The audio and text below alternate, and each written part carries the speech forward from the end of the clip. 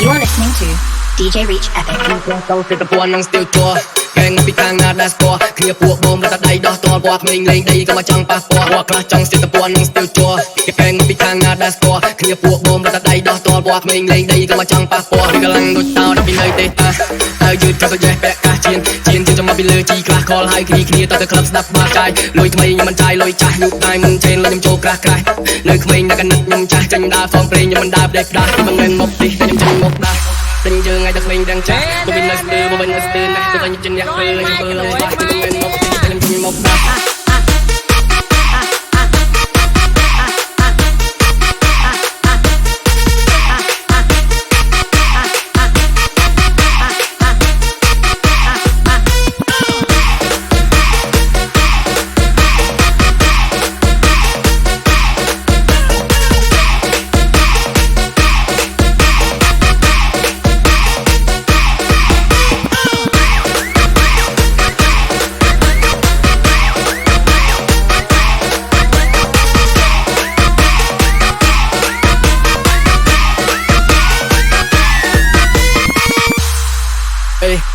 មិនមែនមកទីតែខ្ញុំចង់មកដាស់តែយើងឲ្យតែក្មេងទាំងចាស់ពួកវានៅស្ទើមកវិញនៅស្ទើណាស់ដូចតែខ្ញុំជាអ្នកធ្វើឲ្យមើលឲ្យច្បាស់មិនមែនមកទីតែខ្ញុំចង់មកដាស់តែយើងឲ្យតែក្មេងទាំងចាស់ពួកវានៅស្ទើមកវិញនៅស្ទើណាស់ដូចតែខ្ញុំជាអ្នកធ្វើឲ្យមើលឲ្យច្បាស់គាត់ខ្លះចង់សិតពួននឹងស្ទាវជ័រកែងពីខាងណាដែលស្គាល់គ្នាពួកបងរត់តែដៃដោះតល់គាត់ក្មេងលេងដីក៏មកចង់ប៉ះពាល់គាត់ខ្លះចង់សិតពួននឹងស្ទាវជ័រកែងពីខាងណាដែលស្គាល់គ្នាពួកបងរត់តែដៃដោះតល់គាត់ក្មេងលេងដីក៏មកចង់ប៉ះពាល់ពីកម្លាំងដូចតោដល់ពីនៅទេតា